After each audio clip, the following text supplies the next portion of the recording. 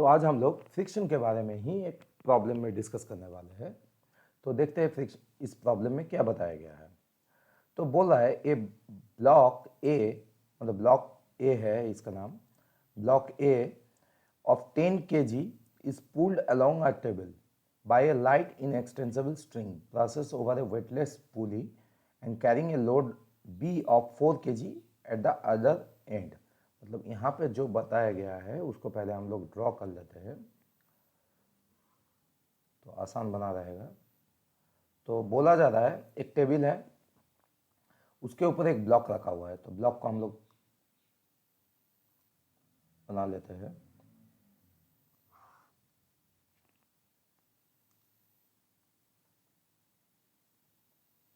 और एक पुली भी है। तो पहले हम लोग पुली को अरेंज कर लेते हैं। पुली अरेंज हो गया। अब इस ब्लॉक को हम लोग अरेंज करेंगे।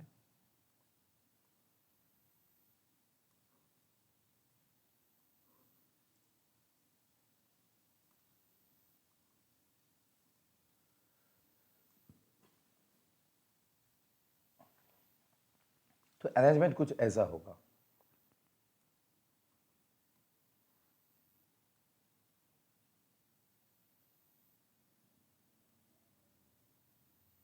पुली फिक्स्ड किया हुआ है टेबल के एंड के साथ और उसको एक स्ट्रिंग से बांधा गया है। इस ब्लॉक अरेंजमेंट को स्ट्रिंग के साथ बांधा गया है।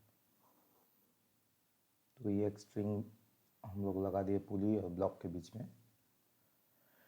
तो देखिए एक्चुअली डायग्राम जो है ये वो कुछ ऐसा बनेगा।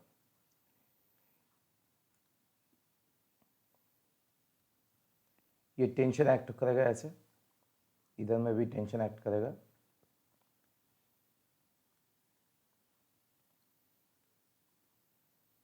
ये भी टेंशन होगा। तो ये ब्लॉक ए है, ये है ब्लॉक ए और ये है ब्लॉक बी।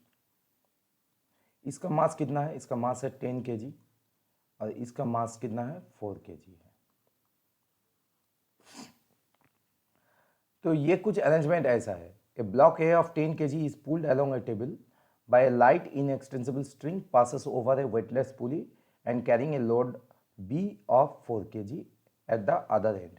मतलब इस ब्लॉक को मूव किया जा रहा है विथ सम एक्सीलरेशन। ये ब्लॉक मूव कर रहा है टुवर्ड्स राइट। तो देखिए ये ब्लॉक जितना इधर मूव करेगा ये ब्लॉक उतना ही नीचे इधर आएगा। इसका जो एक्सीलरेशन रहेगा इसका एक्सीलरेशन सेम रहेगा। तो यहाँ पर भी इसका एक्सीलरेशन यही होगा। तो इस ब्लॉक के ऊपर क्या क्या फोर्स एक्ट करेगा और इसके ऊपर क्या क्या फोर्स एक्ट करेगा देख लेते हैं उसको भी। इसका एक वेट एक्ट करेगा इस ब्लॉक यहाँ पर। पहले इसको ड्रॉ कर लेते हैं। ये वेट एक्ट करेगा और इसका भी वेट एक्ट करेगा नीचे की तरफ। इसका वेट कितना होगा? 10g होगा और इसका कितना होगा? 4g होगा। 4g होगा। तो डायग्राम कुछ ऐसा बन रहा है। अभी बोल रहा है इसमें क्या, फाइंड द टेंशन। तो हम लोग को निकालना क्या क्या है? टेंशन ऑफ द स्ट्रिंग निकालना है। Find the tension of the string and the acceleration of the system. मतलब ए को निकालना है, ए को निकालना है और टेंशन को निकालना है। ये दोनों को हम लोगों को निकालना है, पूछा है। Neglecting the friction in the pulley and the friction between the block A and the table. मतलब पहले जो फ्रिक्शन होगा इस पुली और वायर के बीच में, यहाँ पर स्ट्रिंग के बीच में, इसको नेग्लेक्ट करना है। और ये ब्लॉक ए और टेबल में जो फ्रिक्शन बनेगा इसको भी हम लोगों को नेग्लेक्ट करना है। Solve the problem if the coefficient of kinetic friction between the block A and table is 0.1। मतलब अगर कोफिशिएंट ऑफ काइनेटिक फ्रिक्शन बन रहा है 0.1 और जी 980 सेंटीमीटर पर सेकेंड स्क्वायर, CGS में दिया हुआ है 980 सेंटीमीटर पर सेकेंड स्क्वायर। तो अगर ब्लॉक के अंदर फ्रिक्शन एक्ट कर रहा है, मतलब काइनेटिक फ्रिक्शन दिया हुआ है, उसको कोफिशिएंट दिया हुआ है, मतलब अगर ब्लॉक के अंदर में फ्रिक्शन एक्ट करेगा तब सॉल्व कीजिए प्रॉब्लम को। और अगर यहाँ पर बोला है, मतलब यहाँ पर दो केस बन रहा है। पहला तो हम लोगों को फ्रिक्शन को नेग्लेक्ट करते हुए एक बार सॉल्व करना है, नेग्लेक्टिंग द फ्रिक्शन एक बार सॉल्व करना है, और एक बार फ्रिक्शन को कंसीडर करते हुए सॉल्व करना है। तो पहले हम लोगों को सॉल्व करने बोला है find the tension of the string and acceleration of the system neglecting the friction of the pulley and the tension between the block A and the table। तो केस यहां पर बन रहा है केस वन में क्या हम लोग कंसिडर करेंगे, नेगलेटिंग द फ्रिक्शन। पहले हम लोग फ्रिक्शन को नेगलेक्ट कर रहे हैं। चलिए फ्रिक्शन को नेगलेक्ट करके पहले हम लोग सॉल्व करते हैं। तो देखिए केस वन में क्या हो रहा है, फ्रिक्शन कुछ भी नहीं है, मतलब इस ब्लॉक के ऊपर जो फोर्स लग रहा है वो कौन सा फोर्स है, वो टेंशन है। यही टेंशन इस ब्लॉक के ऊपर लग रहा है और इसके वजह से ये ब्लॉक मूव कर रहा है, तो इसका रेजिस्टिव फोर्स कुछ भी नहीं है। तो हम लोग बोल सकते हैं जो नेट फोर्स जो लग रहा है इस ब्लॉक के ऊपर वो टेंशन के बराबर होगा, क्योंकि फ्रिक्शनल फोर्स कुछ तो है नहीं, जितना फोर्स हम अप्लाई कर रहे हैं उतना ही टोटल फोर्स इसके ऊपर लग जा रहा है और वही इसको एक्सेलरेशन प्रोड्यूस कर रहा है, क्योंकि रिड्यूस तो कुछ होगा नहीं, फ्रिक्शन है नहीं, मतलब कुछ रिड्यूस होगा नहीं अप्लाइड फोर्स। तो हम लोग यहां पर ब्लॉक ए के लिए सॉल्व करते हैं। पहले ब्लॉक ए के लिए हम लोग क्या बोल सकते हैं, जो फोर्स इसमें नेट फोर्स एक्ट हो रहा है उसको हम लोग बोलेंगे एफ नेट, ब्लॉक ए के ऊपर एक्ट कर रहा है। वो कितना बराबर होगा, नेट फोर्स जो एक्ट होगा वो टेंशन के बराबर होगा। और ये जो नेट फोर्स एक्ट हो रहा है उसको हम लोग ऐसे भी बोल सकते हैं, इसका मास है 10 kg और एक्सीलरेशन प्रोड्यूस हो रहा है, तो मास इंटू एक्सीलरेशन का प्रोडक्ट फोर्स आता है और वही फोर्स इसके ऊपर नेट एक्ट कर रहा है, तो हम लोग यहां पर इसीलिए लिख सकते हैं 10A, ये हम लोग बोल सकते हैं। तो ये अपना पहला इक्वेशन आ गया। अच्छा, अभी ब्लॉक बी के लिए हम लोग सॉल्व करते हैं। देखिए ब्लॉक बी का भी वही एक्सीलरेशन है, जितना एक्सीलरेशन से ब्लॉक ए राइट के टुवर्ड्स राइट जाएगा उतना ही एक्सीलरेशन से ये ब्लॉक बी नीचे की तरफ आएगा, क्योंकि ये स्ट्रिंग से बांधा हुआ है पूरा सिस्टम, ये जितना आगे जाएगा वो ये भी उतना ही नीचे आएगा। तो हम लोग ये बोल सकते हैं यहां से जो नेट फोर्स ब्लॉक बी के ऊपर लग रहा है वो कितना लगेगा। देखिए जो नेट फोर्स ब्लॉक बी के ऊपर लग रहा है उसमें नीचे लेके आने वाला फोर्स कौन सा, इस ब्लॉक बी को जो नीचे लेके आ रहा है वो कौन है, वो 4G वाला फोर्स है, जो नीचे की तरफ लाने के पीछे रेस्पॉन्सिबल है वो 4G है। और इसको रेजिस्ट कौन कर रहा है, उसका रेजिस्ट टेंशन कर रहा है। तो नेट फोर्स जो अप्लाई हो रहा है उसको हम लोग बोल सकते हैं इसका वेट, मतलब 4G माइनस टेंशन जो एक्ट हो रहा है, और ये बराबर किसके साथ होगा, इसका मास इंटू जो एक्सीलरेशन से नीचे की तरफ आ रहा है, क्योंकि उसका प्रोडक्टिव फोर्स होता है और वही फोर्स रिस्पॉन्सिबल है इस ब्लॉक का मूवमेंट करवाने के लिए। तो हम लोग इसीलिए बोल सकते हैं 4A। तो ये अपना दूसरा इक्वेशन आ गया। अभी देखिए ये दोनों इक्वेशन से हम लोगों को एक्सीलरेशन का वैल्यू मिल जाएगा। कैसे देखते हैं, पहले दूसरा इक्वेशन को लेते हैं हम लोग। दूसरा इक्वेशन में क्या बोल रहा है, 4A equals to 4G minus tension, और टेंशन का वैल्यू हम लोगों को पता है 10A है, पुट कर देंगे इसको यहां पर 4G माइनस 10A। तो हम लोग क्या लिख सकते हैं, इस 10 को लेफ्ट हैंड साइड में लेके जाएंगे तो हम लोग लिख सकते हैं 4A plus 10A equals to 4G, हम लोग लिख सकते हैं। तो इसको और थोड़ा सा सिंप्लीफाई करके हम लोग ऐसे भी लिख सकते हैं 14A इक्वल्स टू 4G, यानी A बराबर होगा 4 इंटू 9.8, SI में कन्वर्ट कर लिए G का वैल्यू, डिवाइडेड बाई 14।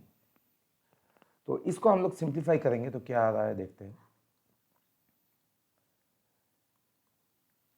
इसका वैल्यू आ रहा है 39.2 और ये आ रहा है 14। तो एक्सीलरेशन का वैल्यू बन रहा है 2.8 मीटर पर सेकेंड स्क्वायर। तो ये बन जा रहा है अपना एक्सीलरेशन का वैल्यू। तो एक्सीलरेशन इक्वल्स टू 2.8 मीटर पर सेकेंड स्क्वायर। तो ये एक्सीलरेशन इस सिस्टम में क्रिएट हो रहा है जब कोई फ्रिक्शनल फोर्स नहीं है। हम लोग यहां पर बात कर रहे हैं फ्रिक्शनल फोर्स को नेग्लेक्ट करने के बाद। तो यहां पर जो एक्सीलरेशन हम लोगों को मिल रहा है यहां पर फ्रिक्शनल फोर्स का कोई रोल नहीं है। तो टेंशन भी हम लोग निकाल लेते हैं। देखिए एक्सीलरेशन का वैल्यू जब हम लोग को मिल गया है, टेंशन ऑलरेडी हम लोग निकाल के बैठे हुए हैं, t इक्वल्स टू 10 है, हम लोगों को पता है पहला इक्वेशन से। तो यहाँ पर हम लोग केवल 10 a का वैल्यू सब्सटीट्यूट करने वाले हैं।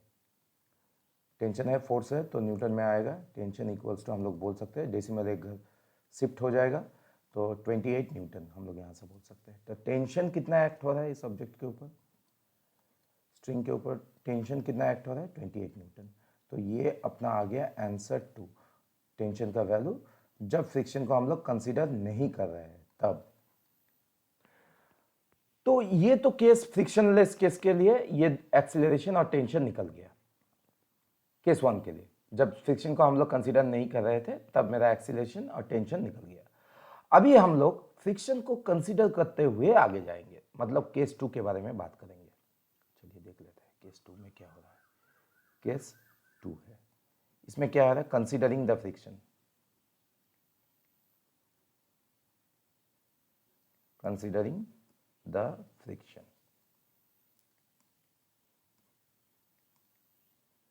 फ्रिक्शन को कंसीडर करते हुए आगे चलेंगे। तो एक बार डायग्राम में पहले हम लोग देख लेते हैं। देखिए, जब ऑब्जेक्ट मूव कर रहा है, ब्लॉक ए मान लीजिए इधर मूव कर रहा है, इधर मूव कर रहा है ब्लॉक ए टुवर्ड्स राइट, तो अभी अगर फ्रिक्शन होगा और हमको दिया हुआ है कोफिशिएंट ऑफ काइनेटिक फ्रिक्शन जो होगा between the block A and the table is 0.1, ये हमको दिया हुआ है coefficient of kinetic friction between the block A and the table is 0.1। तो हम लोगों को फ्रिक्शन यहां पर कंसीडर करना है ब्लॉक ए और टेबल के बीच में, और क्योंकि ये ब्लॉक मोशन में है इसीलिए हम लोग काइनेटिक फ्रिक्शन को कंसीडर कर रहे हैं। तो यहां पर सिनारियो कुछ ब्लॉक ए के लिए ऐसा बन रहा है, जो नेट फोर्स इसके ऊपर एक्ट कर रहा है वो अभी टेंशन के बराबर नहीं होगा, क्योंकि जो अभी जो टेंशन एक्ट कर रहा है वो एक्चुअल फोर्स है, वहां से फ्रिक्शनल फोर्स घट रहा है क्योंकि ये ऑपोजिट डायरेक्शन में एक्ट कर रहा है, और जितना बच रहा है वही रेस्पॉन्सिबल है इस ऑब्जेक्ट पे एक्सीलरेशन क्रिएट करने के पीछे। तो एक्चुअल फोर्स यहां पर क्या अप्लाई हो रहा है, टेंशन अप्लाई हो रहा है। वहां से हम लोग क्या कर रहे हैं, जो रेजिस्टिव फोर्स है यानी फ्रिक्शन है, काइनेटिक फ्रिक्शन जो रेजिस्टिव फोर्स है उसको माइनस कर रहे हैं। जितना बच रहा है फोर्स वही रेस्पॉन्सिबल है ये एक्सीलरेशन को क्रिएट करने के पीछे। तो हम लोग उस केस में हम लोग लिखेंगे तो वो होगा अपना इसका नेट फोर्स जब फ्रिक्शन एक्ट होगा, नेट फोर्स ऑन ब्लॉक ए, और यही प्रोड्यूस कर रहा है मास इनटू एक्सीलरेशन मतलब 10a। ये फ्रिक्शन केस के लिए जब हम लोग फ्रिक्शन को कंसीडर कर रहे हैं, तो यही अपना इक्वेशन बन रहा है। तो हम लोग ऐसे लिखेंगे, इस इक्वेशन को नीचे लिख लेते हैं। तो हम लोग लिखेंगे यहां पर नेट फोर्स, पहले ब्लॉक ए का कंसीडर कर रहे हैं हम लोग, ब्लॉक ए लिख लेते हैं, बात कर रहे हैं अभी ब्लॉक ए के बारे में। तो नेट फोर्स जो एक्ट कर रहा है, नेट फोर्स ऑन ब्लॉक ए, हम लोग क्या बोल सकते हैं, यहां से हम लोग ऑलरेडी निकाल के आए, net force on block A T minus F के, तो हम लोग यही लिखने वाले हैं यहां पर, टी माइनस एफ के, ये बराबर किसके होगा, 10a के बराबर होगा। हम लोग ऑलरेडी दिखा के आए ये 10a के बराबर होगा, तो यही हम लोग लिखे हैं यहां पर। तो इसके आगे हम लोग क्या करेंगे, यहां पर एफ के को स्प्लिट करेंगे। एफ के का क्या होता है वैल्यू हम लोग को पता है, एफ के इक्वल्स टू म्यू के इंटू एन होता है, ये हम लोगों को पता है। तो इसका वैल्यू हम लोग यहां पर सब्सटीट्यूट करने वाले हैं, टी माइनस म्यू के into N equals to 10a। अभी सवाल है ये n क्या होगा।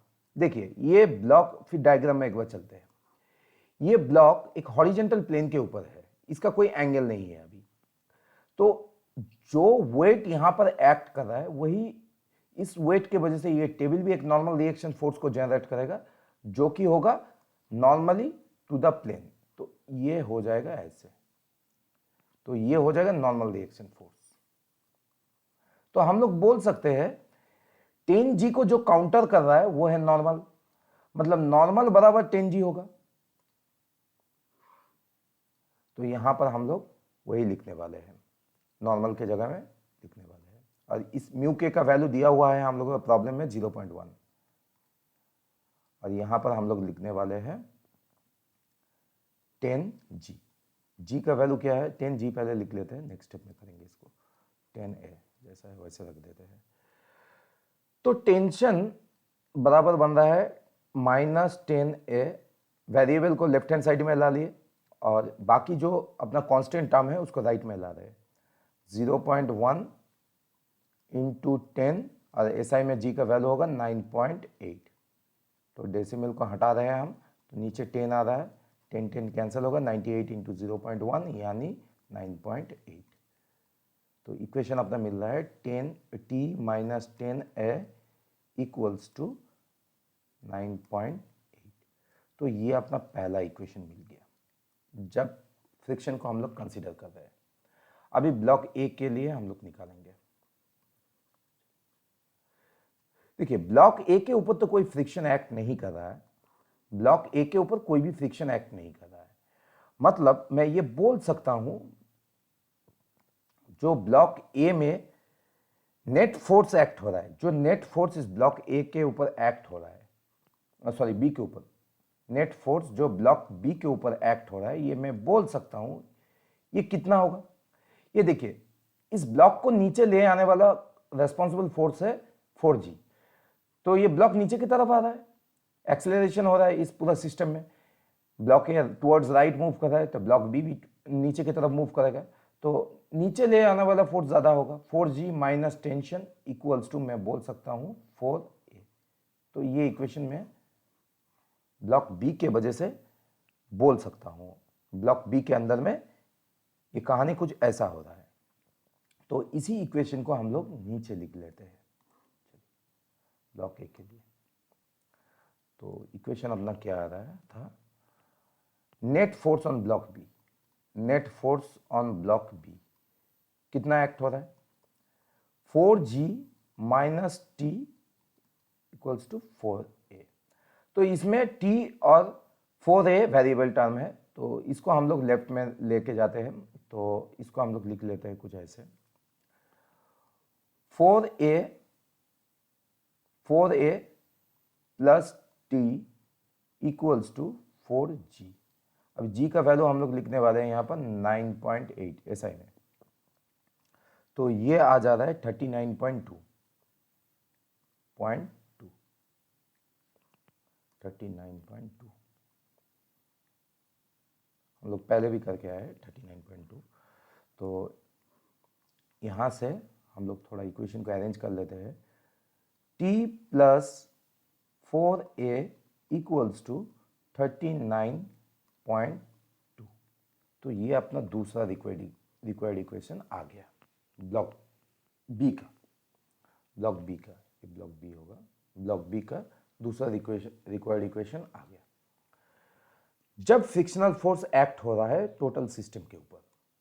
तो अभी दोनों इक्वेशन मुझे मिल गया है और यहां से मैं दोनों वेरिएबल का वैल्यू निकाल सकता हूं, देख लेते हैं। चलिए तो पहला इक्वेशन हम लिख लेते हैं, t minus 10a equals to 9.8 और दूसरा इक्वेशन है t plus 4a equals to 39.2 minus ये कैंसिल अप हो जा रहा है, तो ये आ जा रहा है -14a इक्वल्स टू माइनस, इसको सब्ट्रैक्ट करने से ये आता है, इसका वैल्यू आ रहा है सब्ट्रैक्ट करने से 29.4। तो ये दोनों का हम माइनस को हटा सकते हैं, तो इसके आगे हम लोग लिख सकते हैं इसको a इक्वल्स टू 29.4 बाई 14। तो एक्सीलरेशन को हम लोग क्या लिख सकते हैं, इसको, इसका वैल्यू क्या आएगा 2.1 मीटर पर सेकेंड स्क्वायर इसका वैल्यू आएगा। तो यहाँ से हम लोगों को एक्सीलरेशन का वैल्यू मिल जाता है। और कौन से केस में, जब फ्रिक्शन को हम लोग कंसीडर कर रहे हैं, 2.1 मीटर पर सेकेंड स्क्वायर। तो ये एक्सीलरेशन का रिक्वायर्ड वैल्यू आ गया जब हम लोग फ्रिक्शन को कंसीडर कर रहे हैं। तो ये पहला आंसर अपना मिल गया, इसका आंसर 1 बोल देते हैं। तो चलिए इसके आगे हम लोग टेंशन निकालते हैं। देखिए टेंशन निकालने के लिए हम लोगों को क्या क्या चाहिए, टेंशन के लिए ये एक्सीलरेशन का वैल्यू अगर दोनों में से किसी भी इक्वेशन में हम लोग सब्स्टिट्यूट कर देंगे तो हम लोगों को इसका वैल्यू मिल जाएगा। तो चलिए इस इक्वेशन को हम लोग सब्स्टिट्यूट कर देते हैं, मान लीजिए इक्वेशन 1 में ही कर देते हैं। तो 1 में करेंगे तो क्या आएगा, t minus 10a equals to 9.8, हम लोगों को पता है इक्वेशन 1 से। तो टेंशन का वैल्यू आ रहा है 9.8 प्लस 10a।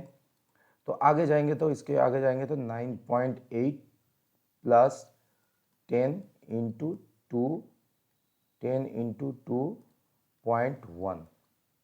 ओके, तो इसको हम लोग लिख सकते हैं 9.8 प्लस डेसिमल शिफ्ट होगा यानी 21 आ रहा है।